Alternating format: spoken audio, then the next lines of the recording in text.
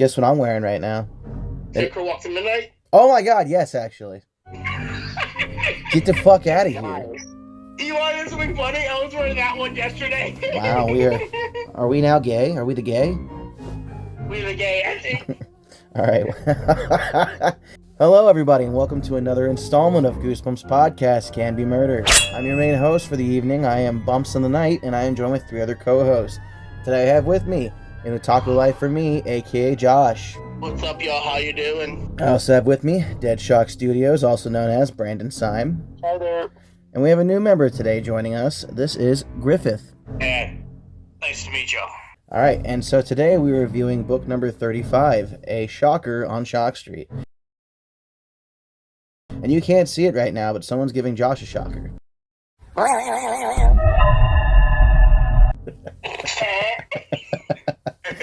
Sorry, you knew that joke was coming at some point.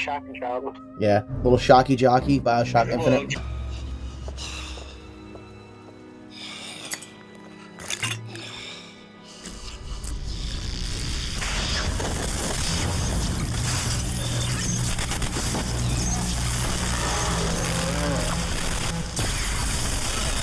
Judging by the conversation before this, yeah. Honestly, the conversation before this left me shocked that Josh didn't sell that book. Anyway. So honestly, out of all of the 62 original books, I think this is one of the better ones. I personally believe that this book had so much to give compared to other books. I mean, the amount of lore in the book is just so amazing, to the point where if they were going to do a sequel series, I think they could have stopped after they finished the Horland books and dove into a Shock Street series of books. I would have loved that. Awesome. I just feel like there was so much potential here, and we left it completely wrapped up and decided, oh man, let's go do another fucking Monster Blood. Like, what the fuck, Stein? We definitely needed that fourth book, don't worry. Like, there was so many. I mean, there was so many monsters and creatures that this thing, like, teased us with, and we got a very small taste of, like, honestly, he could have, the Masked Mutant could have been its own spinoff. This could have easily been its own spinoff. You could have combined the two, honestly, and had its own world. Like, Mutant could have been part of the Shock Street movies, but whatever, you know. Good ideas. I never understood that. Why, like, the two, like, the biggest two-parter is the Mask, right? And it's like, out of all the stories, it's one of my lesser favorites, but comparatively, like, superhero one. The Masked Mutants? Yeah, exactly. Like you said, right? It's like, that's a whole universe. You could have done a whole Marvel spin-off these days with that shit, right? Like, yeah, honestly. I mean, the possibilities truly were endless, but when you do a lot of cocaine and are a ghostwriter, I mean, what are you gonna do? Would have 30 people write one book, yeah. Before we even get into this, I want to say that, so like, Shock Street is the equivalent to our universe what Blumhouse is to horror movies.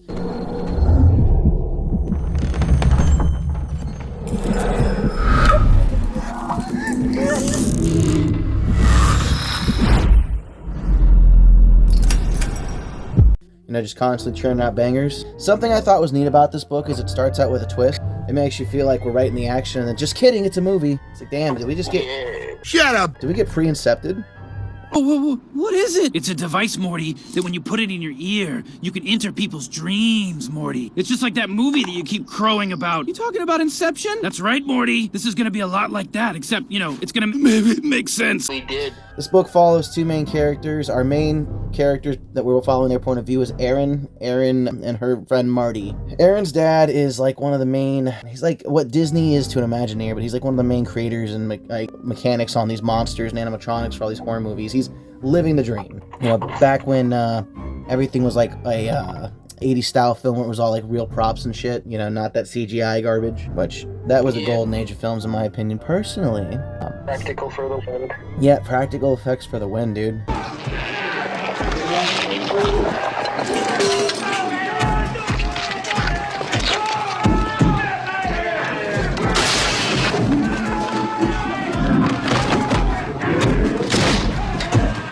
Honestly, you know, Erin's dad has been hired to essentially plan and run this huge ride that takes people onto Shock Street. And what's kind of, to me, like, that'd be like if Universal had a Halloween Horror Nights year-round. That's what it kind of felt like. Come to me. No. Josh! What are you doing? Josh!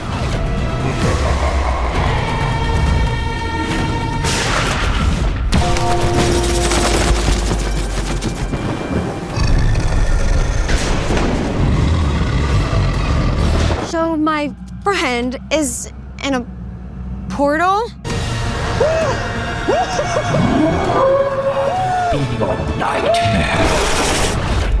Dude, where did you go? You have got to go in there. It is so fun. You've got to go in there. You have got to see this. Okay. What are those claw marks?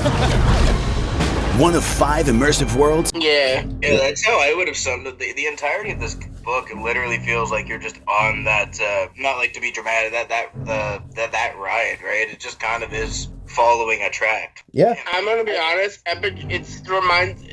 Shock Street is like Epic Universe. The Universal Horror Monster is gonna be. I think. I mean, yeah, I have not been to the Dark Universe yet, but I've heard very good things about it. Yeah, I can't wait to go this August. So anyway, Erin Wright and her best friend are fans of horror movie franchise known as Shock Street. Both are ecstatic to discover that Erin's father is the designer of the new theme park based on Shock Street movies. Mr. Wright, Erin's dad, reveals that all the attractions will include animatronic robots, which so Disney in the 70s.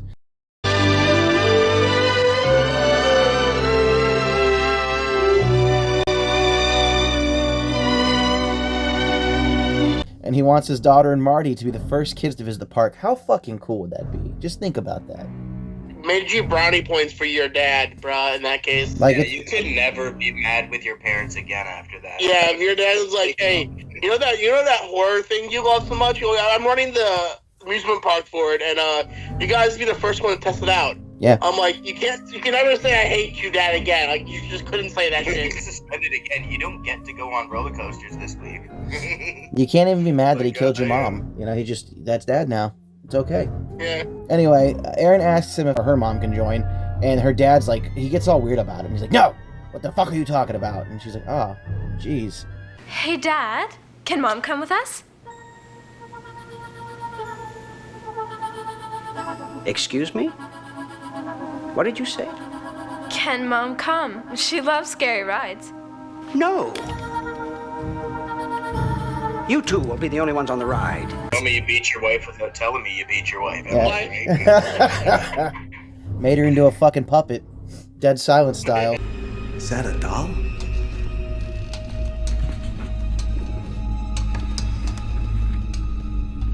It's not a doll. It's a boy.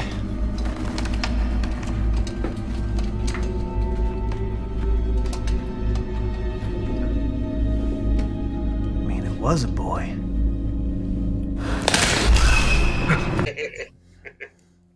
He gives them this bullshit excuse that the ride's better off with just 2 people, which, alright, when it opens up, there's gonna be a lot more than fucking 2 people riding it, but okay.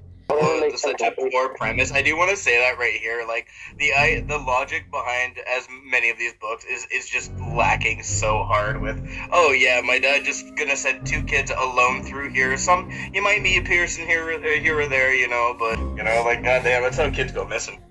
This isn't missing. You're not missing what you... Where's Foreman City of Dairy? That's my shirt. That's my hair. That's my face. Calm down, that's this my isn't name. real. That's my age. That's the date. Can't be real, Richie. No, it says it. What the fuck am I missing? Calm down. Calm down. You're not wrong. It stems off the because I said so aspect. Because I said so.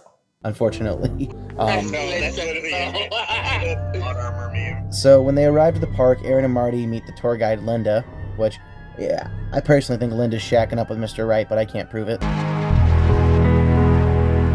Or with the twist, maybe that's the case. Oh, that's the robot. No spoilers. Yeah, so she gives them toy guns and says they can use them to freeze monsters, which that right there was kind of a like that kind of ruined it a little bit for me. Not enough, but just a little bit. And then they do this fake out where it seems like Marty accidentally shoots Linda and she freezes, and then she pulls this corny as fuck. Oh, that's the first twist. Ooh. What a twist! What the fuck? I rolled my And I eyes. kind of love that. It's that like 80s corny, 90s corny, nonsense of just like, oh my god, they're dead. It's like, obviously not. This is a kid's thing. That's not the case, like immediately. But in all fairness, if you're a little kid reading that, you might believe it a little bit, just because kids do like die and or disappear in these books. Like they're kind of dark when you think about it. Enter the trick where you fake pull your thumb off. That's exactly what I was feeling here. Oh! Ah! Oh! Oh, honey, I think I've done myself an injury. I cut my thumb off. I cut my thumb off. The kids will get a view from the park of the tram, but as they're riding the tram alone, Erin's dad opts out, like I said. Once they're aboard the tram, the two friends are taken into this haunted house, and this was cool too. Like, there were so many visual places they went, like caves, haunted houses, they went to a cemetery, they went to all kinds of crazy shit, honestly. They build the visual in your head really well. Like, he's not good at that for a lot of stories. This is definitely an example of that being well. Like, you can, like, envision the entire, like, if you're on a roller coaster again, right? Just, boom, you're there. Like, you're just sitting there following it, right? Something tells me this roller coaster ride is, like, more than 2 hours, though.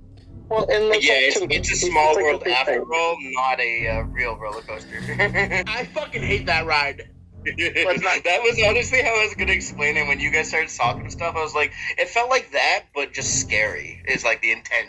Are you kidding me? You don't think a small world after all is a scary ride? Okay, fair.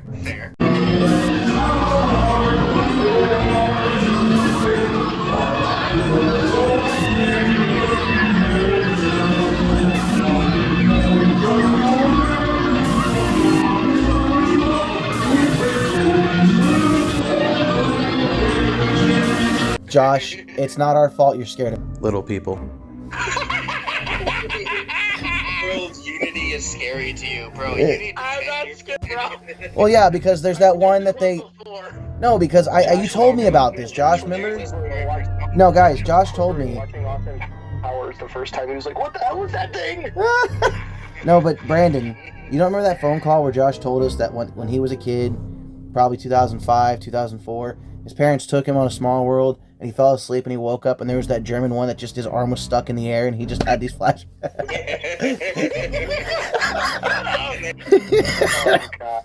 I can't even fake the story. Guten Tag, Josh. It is a small world after all.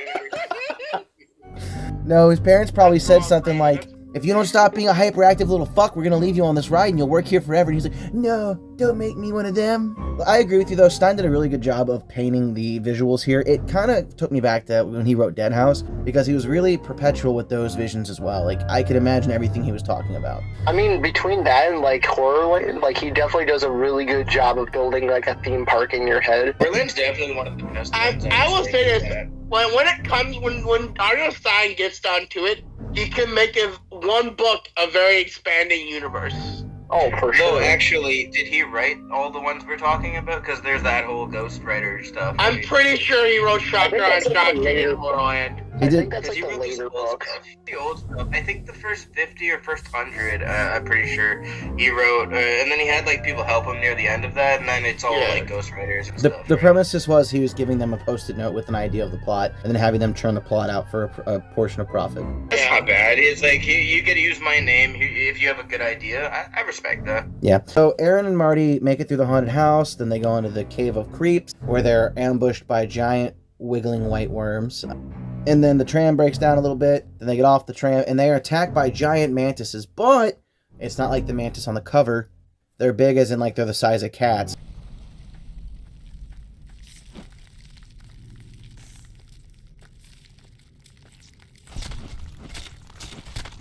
It's not the size of colossal dinosaurs.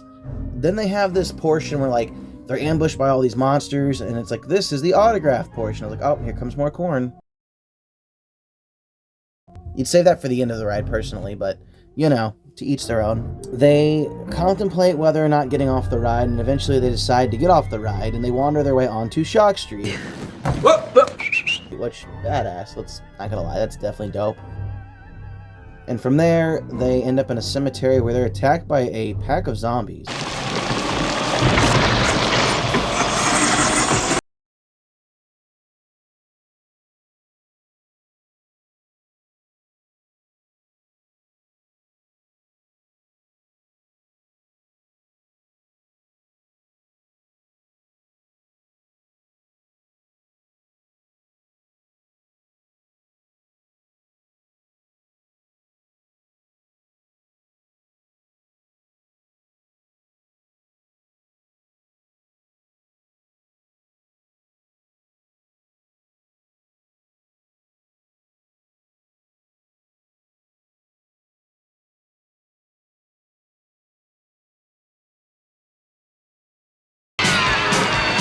which, like I said, this book was a roller coaster in more ways than one, honestly. The amount of shit they find themselves in. Yeah. Yeah, it definitely jumps all over the genre mix for that. It's kind of fun with that. You know, if you weren't knowledgeable of how it goes, it's definitely one that you'd be a little surprised here and there, you know? To me, it felt like this was the closest thing to Call of Duty Revolutions, that one map where it had all the maps put together.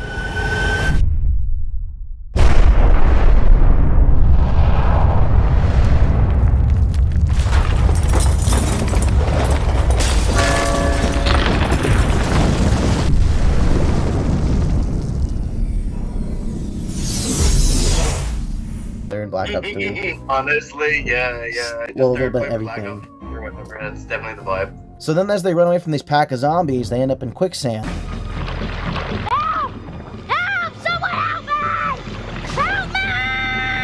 Help! And then they're rescued by Wolf Boy and Wolf Girl. Just kidding, they're after them because monsters save you before they kill you? Question mark? Kids book? Yeah, this was a weird. I didn't understand what the idea for the this just felt kind of shoehorned in and confusing to me. I didn't really get the point of that at all. The wolf peoples. It's a small part, but I just didn't get it. You're good. Then we find out that the guns don't work, which we didn't think they were gonna work, but okay. Cool. So then as they escape the wolf teens, they find the tram again. But guess what? Now it's full of living skeletons, which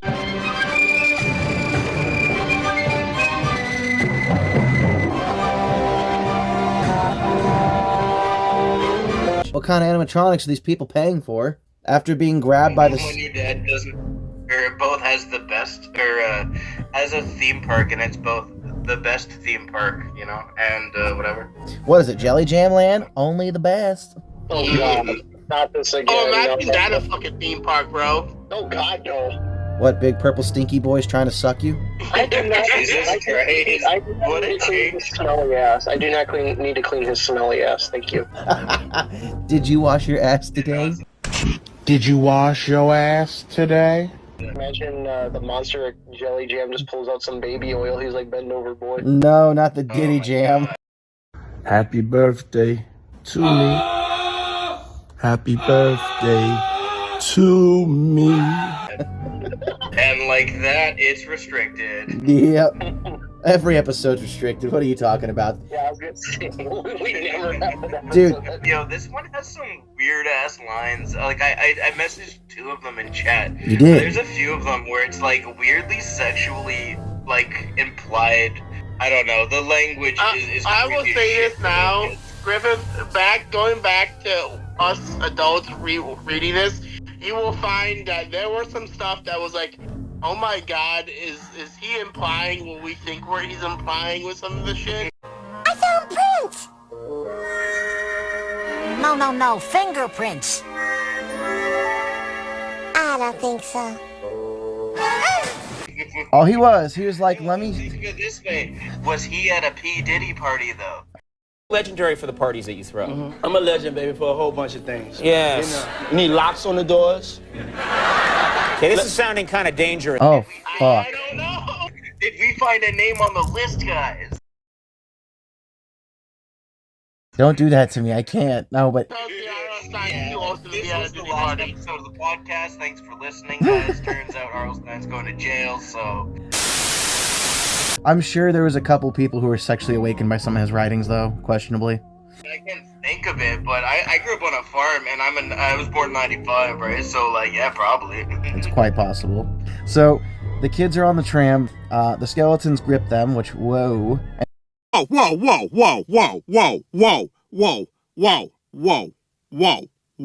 And as they finally break away from the skeletons, the tram crashes. Like, is that supposed to be part of the fucking ride? Like, it crashes, if you don't break away, you could die? Yeah, it is insane to think about that whole aspect, right? Because this whole thing is supposed to be, like, this is you or I on this fucking ride, right? So you just go flying 90 miles an hour down a train through a bunch of skeletons, hitting, like, hard cement and or, like, metal. Yeah. Like, what is the ride? Right? I mean, the Disney's Lost version of the test track. That's what it is, test track.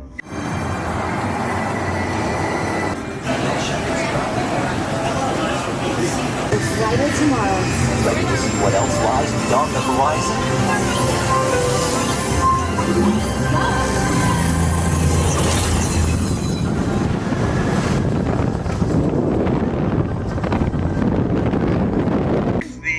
adult version of that one Christmas movie with Tom Hanks. I can't remember. Oh, Polar Express. Let me remind you, we are on a very tight schedule. And I've never been late before, and I am certainly not going to be late tonight. Now, everybody, take your seats, please. Thank you. Oh no, the Polar Express. It's the Polar Express, but horror theme. So anyway, after they escape the crashing tram, they start walking, and they walk, and then eventually they come across this guy, and this guy is the director of the park, and he's like, whoa, hey, guess what, kids? We were filming all of this the whole time, because you're in the next Shock Street movie. Are you scared? Are you scared? You shouldn't be manual scare tactics! Hee hee ha ha. Nani? Nani? Nani? And he's just like, yep, you're in the movie. Congratulations, the scares were real. Yeah. And so Erin's like, I want to see my daddy. I'm going to yell at him. And then he's like, oh, if you want to go see your dad, you got to go through Shakura's house over there. And she's like, but that house has like 10,000 volts. He's like, it's for the movies. You're fine. So Marty's like, fuck it, I'm leaving. Marty walks into the house and then gets like shocked to death.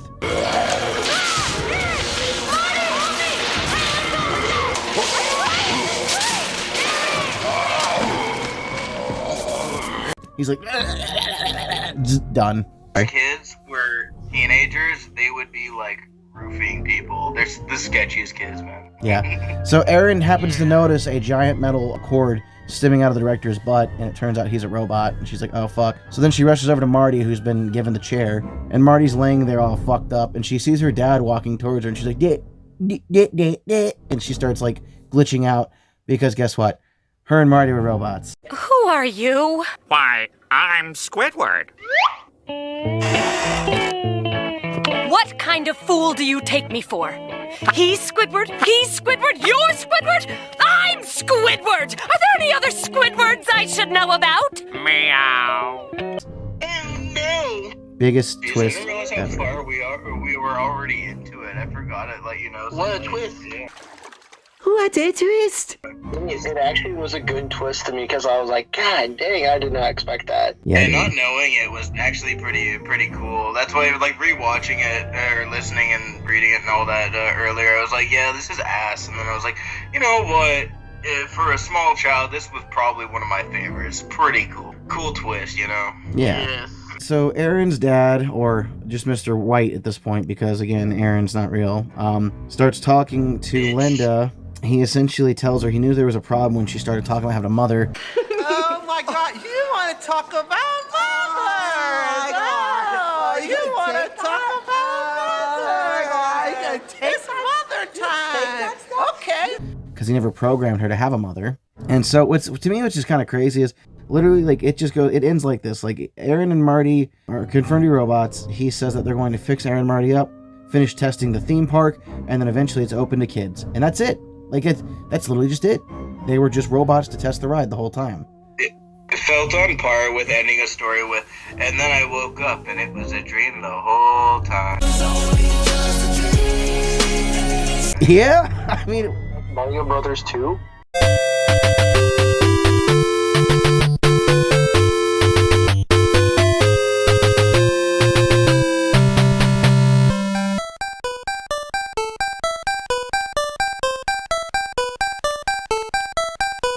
damn, dude, this was a fever dream. Did you just Doki Doki, or was it fuck? Yes. Yeah, Doki Doki Fever. Yeah, I wanted to say panic, but I feel like that was that stupid. Oh no, it wasn't panic. Yeah, it was panic. My Yeah, bad. and if I heard Doki Doki in my head, and then I think of that stupid literature club that Josh used to have sex with an AI.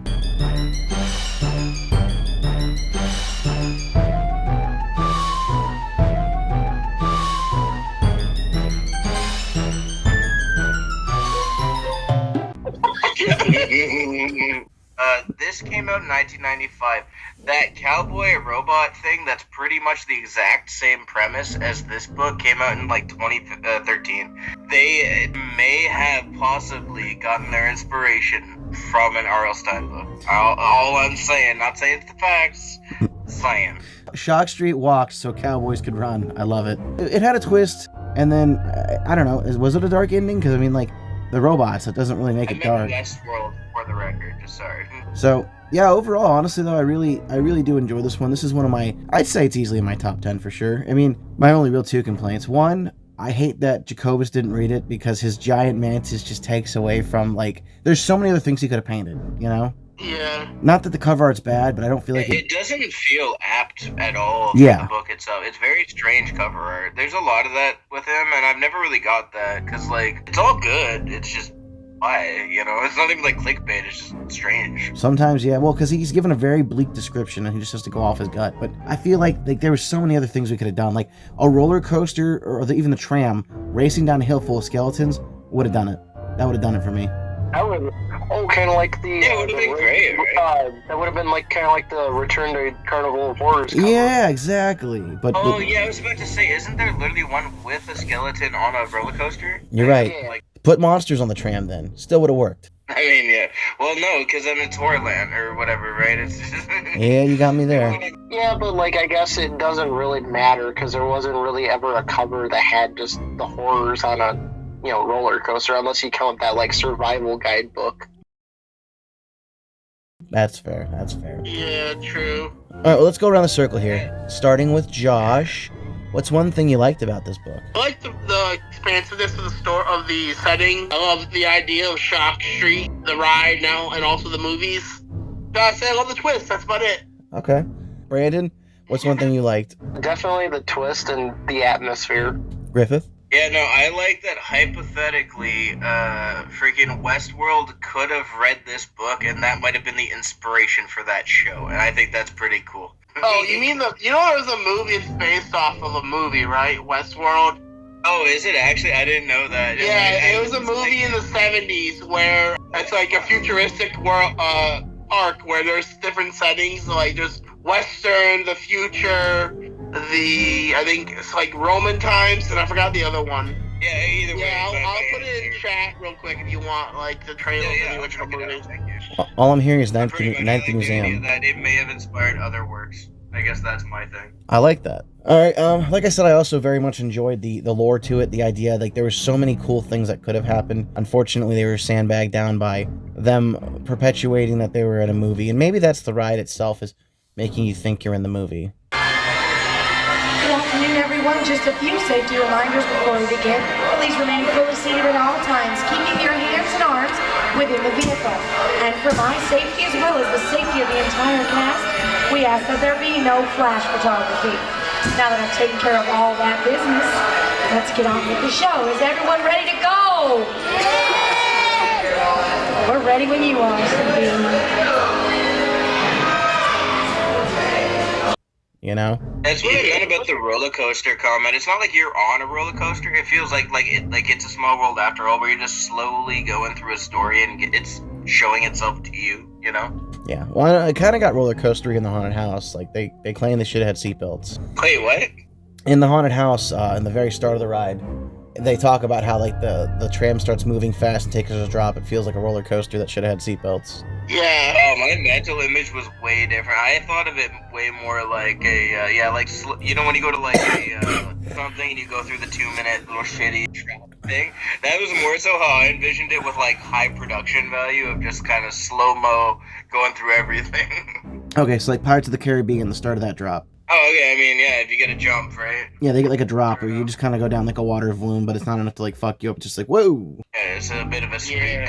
Yeah. The epitome of these books. Yeah. Let's go back around the circle here, talk about things we didn't like, and then we'll rate it and talk about the episode. Brandon, what's one thing you didn't like? Oh, here's a stupid one for me. I feel like this was a missed opportunity to make the roller coaster named The Beast. Like the book, The Beast. Oh, yeah. Good shit.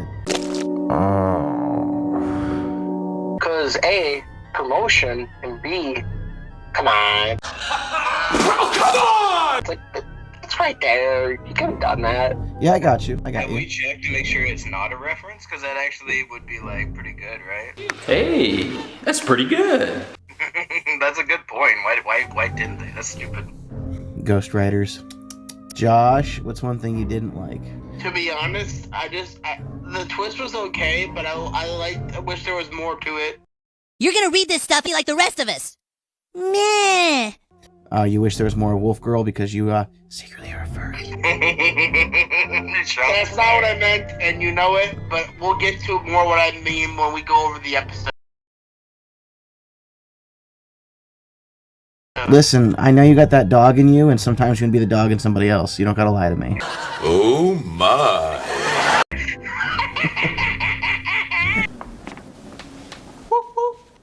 Jesus Christ. Griffith. I love you, Dalton. Daddy! You faggot! What's one thing you didn't like? It was super fucking boring. The show was really bad. The story was much better for that one, and obviously that's the case for like everything. But like watching, I was just kind of bored out of my mind of like, this is just so slow and so silly. We all know what the twist is gonna be. Like it's so played out, and obviously it's meant for little kids, right? So like you can't really give a crap for that. But Well, I mean, I'd say it's still pretty good for it. at the end of the day, almost every Goosebumps is just a soft reboot of a horror movie or a horror novel, like dumbed down for kids. That's pretty much whatever he watched when he was a kid, and he's now writing a light version of that story. Yeah, dude. R.L. Stein writes light novels only. Oh god, light. Fucking insert Japanese joke.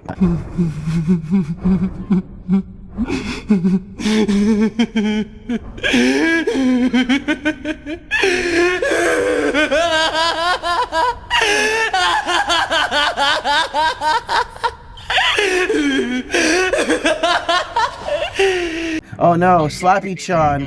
What are you doing? No step, Slappy. Stop. No step, monster. No! Step bro! Help me! I'm stuck! Hey, you again? Oh my god! Thank God you're here.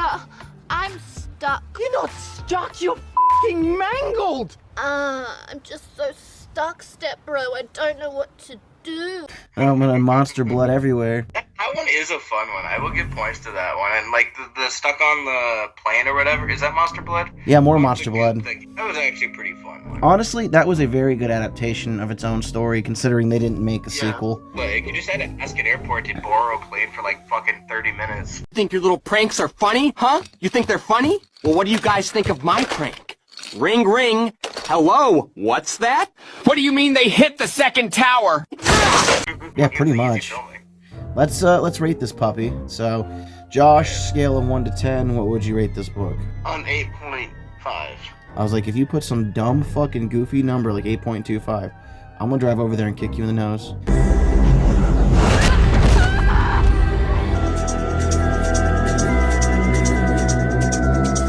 All right, Brandon, rate it. I'll give it an 8. All right, Griffith. I'll give it like a, as far as those books go, yeah, like a 7.5. All right, let's do 7. Okay, and I will also give it an 8. I think it was a better book. 31.5, divide that by 4. 7.875. We're just going to round that up to a soft 8. So this book scores a B. It's B tier, and I think it fits the role. It is a good book. It's a good twist if you've never read it. Hopefully you've read it before you've listened to this, because if not, spoiler alert, biatch, but... You spoiled like 5 minutes in, bro. Yeah. Get spoiled on a 30-year-old book. Get Shrek'd. I loved Shrek so much. I had all the merchandise and movies. I pray to Shrek every night before bed, thanking him for the life I've been given. Shrek is love, I say. Shrek is life. I guess valid point.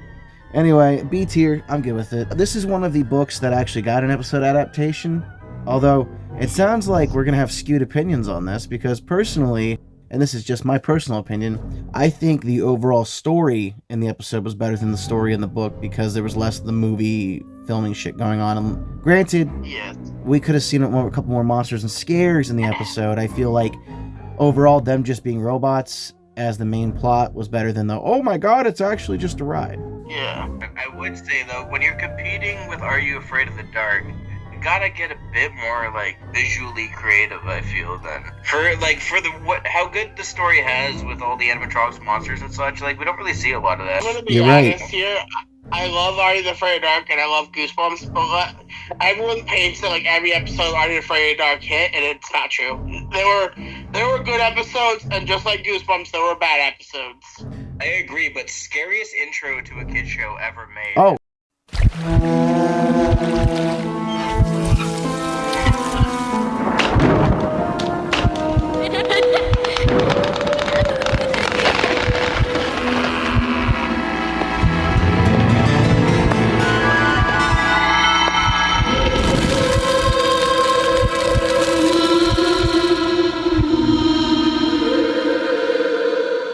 Yes. I think Nightmare Room has a scary intro, honestly. When the lights fade and the moon rises, anything can happen. The world becomes a carnival of shocks and chills.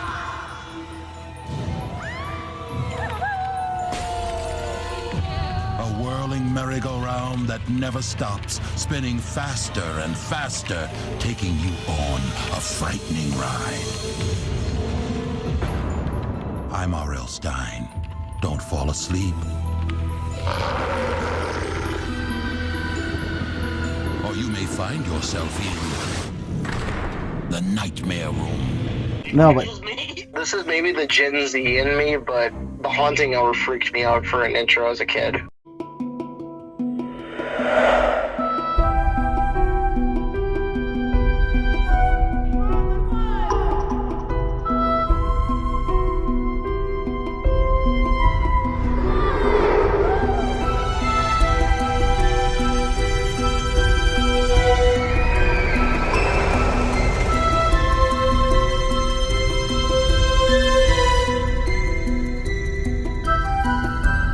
Yeah, it's also pretty cracked for an intro. it was good, but nothing will ever top the creepy factor of Are You Afraid of the Dark?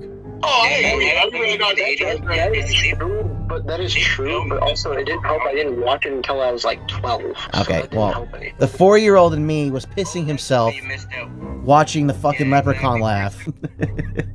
Yeah, I'm the little kid here. Sorry, Brandon. So, while we're on Are You Afraid of the Dark real quick, I think hands down we can all agree, best episode was Tale of the Dead Man's Float.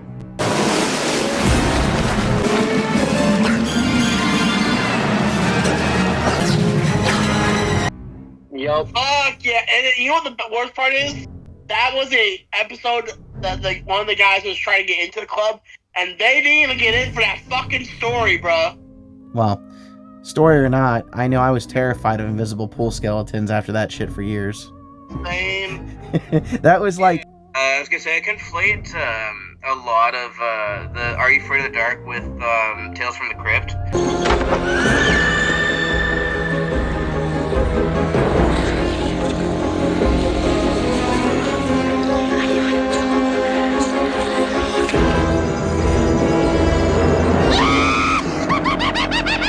Tales from the Crypt. And then I like, obviously very different tone, but a lot of them are pretty much the same thing, just one's rated R. Tales from the Crypt is a lot darker, and it goes places that Are You Afraid of the Dark probably could never go to. Okay, but where do you place... Honestly, if you guys would be down, I'd be down to do one of these, like with the Tales from the Crypt, like the 80s one, or I think it's the 80s one. We could definitely do some, especially for Halloween. Let's get back on the tram here and kind of run through the episode real quick. I think the coolest thing about Goosebumps episodes like this are when we see Easter eggs, when they have to build the universe a bit, so they take stuff like the haunted masks, or in this episode they had the darks from The Girl Cried Monster, the snake monsters were in the lab, like...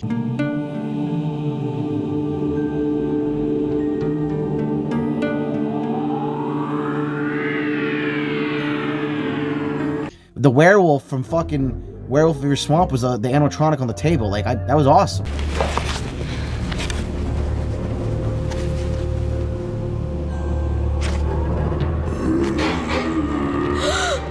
Who's there?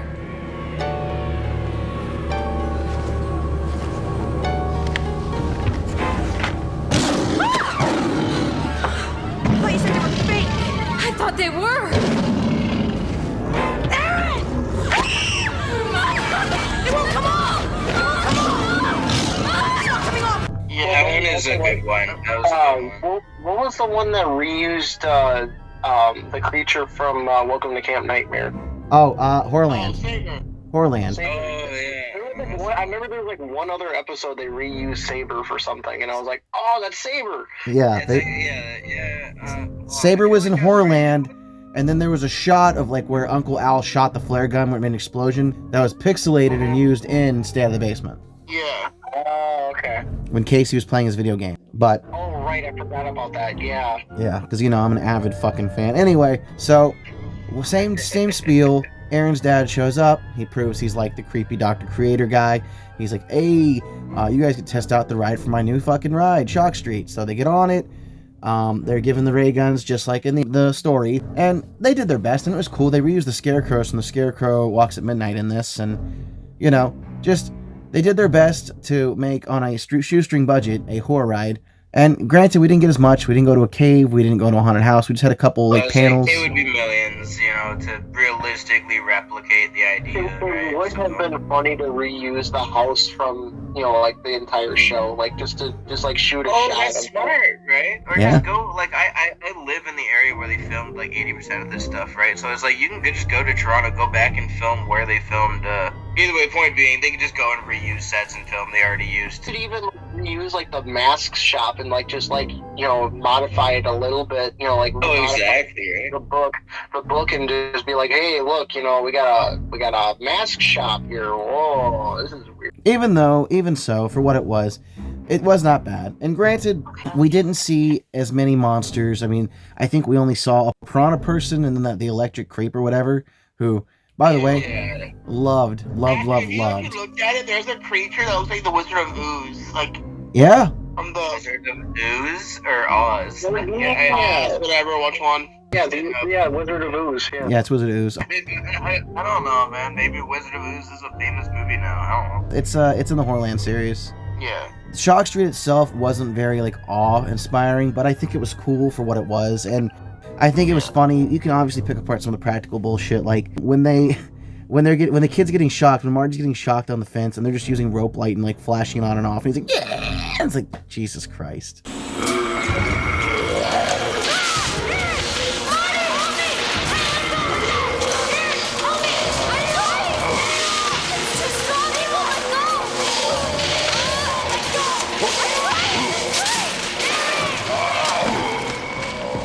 But again, it's corn. It's cold.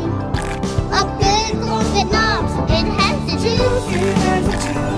I can't imagine a more beautiful thing. It's good corn. But overall, same fucking deal. They prance around Shock Street for a bit. They see some mediocre effects. And then bada bing, bada boom. Her dad shows up. And instead of Marty getting electrocuted and being shut down, this time he just flicks a button and turns him off with the remote. Super big RC car remote. And then the kids are taken back to be worked on. We have that same revelation where it's like, I knew this was a problem when she started talking about her mother. And then, oh my god, it was so corny when he's like twisting the plastic on Marty's back and he's making these stupid faces and moving his hands.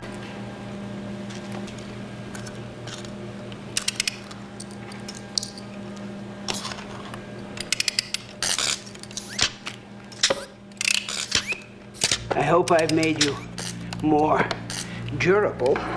It's like, what the fuck is happening? Again, as a Canadian, I get to enjoy, like, I've been to these places and I've met some of these people and it's really fun.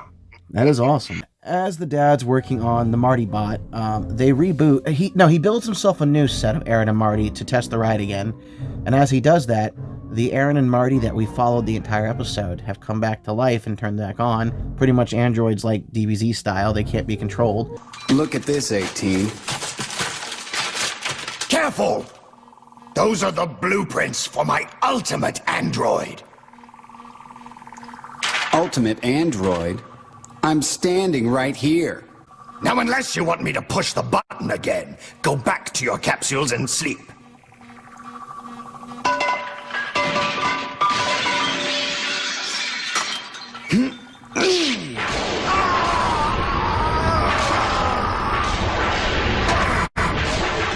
And they're like, we don't want to die. We want life. You gave us life. And he's like, oh no. And it's like essentially the robots took over. So a little Terminator there, if you will. I personally... really dark. Yeah, personally, I think that overall, the way they handled the story in the episode was better than the book. But I'm not shitting on the agree. book. I'm not shitting on the book at all. Like, this is not complaining. No. All right, so let's go around the table. Same dealio. Josh, something you liked? The ending is better. I like the ending more. Brandon? So here's a little bit of a weird one. When the roller coaster comes in the room, when it starts playing the Goosebumps chime. Ready for the ride of your life?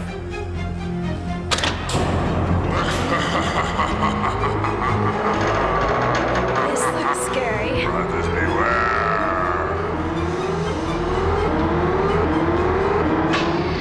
You're in for a scare. Cool. Like the, Oh, yeah. like the Goosebumps intro. Yeah. And then the roller coaster just says, like, wasn't it like, the writer beware, you're in for a scare or Yes. something like that? Yes, it did. Remember. Yes, it did. I just love, like, the little, like you said, like, the little callbacks to, like, the old episodes and everything. Just a little bit of, Easter eggs for that episode. Yeah. Griffith, what about you? All right, so I pulled it up here. So the guy who plays, his name's Eric Peterson. He's one of the characters in the episode. He's the dad. But if you're Canadian, there's a show called Corner Gas that's very beloved amongst our communities. If you watch that, appreciate the fact that he's in that, and he's like 30 years younger, so it's pretty cool. Let's go around again. Talk about things we didn't like. Josh? The episode is not memorable for me. Like that, it's not in your face like the other episodes. Gotcha. Brandon, something you didn't like. I was the stupid scene with him working on Marty. All right. Griffith? Just really slow feeling. That's fair. There was a lot of corn to it, and I think Shock Street could have landed a little more spooky than some dollar store skeleton decorations. But besides that, I loved it. It was the right amount of corn, and it's definitely, if I'm gonna watch a couple of Goosebumps episodes in October for Halloween feels, this is one of them. 100%. 100%. Let's rate the episode, and then we'll close out. So, Brandon, 1 through 10. I'm giving it a 7. All right, Josh. An 8. Griffith. I'll give it a 6. I'm gonna give it a 9. So, A 9? yeah, I liked it a lot, dude. It's one of my favorite ones. Damn, man. Okay, fair enough. You don't Fair usually enough. do that. No, usually, okay, so outside of, like, real talk, outside of, like, the specials, this is one of my favorite episodes, honestly. Fair enough. I'll give It's you that. definitely way cooler, like, as a kid than, as an adult, but it's so it's a better idea than most of his stuff. Yeah, it's really I give unique. him a lot of respect. As before it was super popular, so. So, average of 30 between all of us. Divide that by 4 gives us a 7.5. C tier episode, I agree. For the shoestring budget, I'd say C is where it belongs. It's no Haunted Mask or Werewolf Fever Swamp, but it's fun, and I like that. Yeah, a mini movie for this one honestly would be pretty worth. Yeah, dude, 2-parter would have been fantastic, honestly. Yep. Yeah, it definitely needed more space. No, Ghost Next Door didn't need 2 fucking parts. Yeah, there you Ghost go. Next Door was the one that got the 2-parter. That was stupid. Well, the one where they live in like where the humans turn out to be like pets or whatever, like that's one that could have been like a fucking whole series of books, Yeah. Wait, what? My Best Friend's Invisible. I don't know how the future ones go, but yeah. Oh, My Best Friend's Invisible? That one? Okay. Anyway. Is that it? That's one of them. No, yeah, we're the ant in the anthill.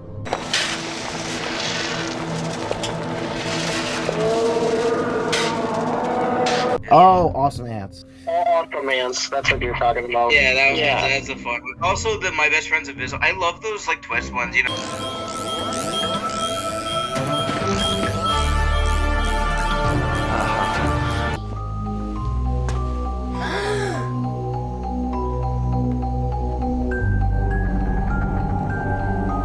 We did it to help you, Brent. To save you from the others. Same thing with the alien one where Camp Nightmare. they're actually the ones that. I will say this now, though. My Best Friend Invisible, I think, has the scariest ending for an episode. Like, you cannot look at those things and not be like, okay, I'm gonna go to sleep now. To have probably one of the best, like, corny scenes of that entire show. The clown. Clown. Remember the floating clown mask that Irby always used to joke about? Let's wrap up closing statements because I have an appointment with the Shadow Realm. It's time to and to get drunk as fuck, so. Hey man, hit me up if you want a game or something later. Alright. I'm already halfway there. So starting with Josh, closing statements. Next time you go on a ride at a theme park, maybe they're animatronics. Maybe you're just a robot. Who knows? All right, and starting with Brandon. Let me be the first one to ride on Chuck Street, please. All right, and Griffith. If you're a kid, this would probably spook you and be a pretty fun adventure. If you're an adult and revisiting it, it's probably still going to be a fun, nostalgic adventure. All right, and as always, if you guys enjoyed today's episode, make sure you click those buttons down below and like, comment, subscribe. All that stuff helps if you want to share it. Oh, and of course, if you want to be part of it, click the link down below and join the Discord. We like to talk a lot of shit. We send some hee-hee-ha-ha memes. But whatever you do, just know we appreciate your viewership, and I will personally stab you.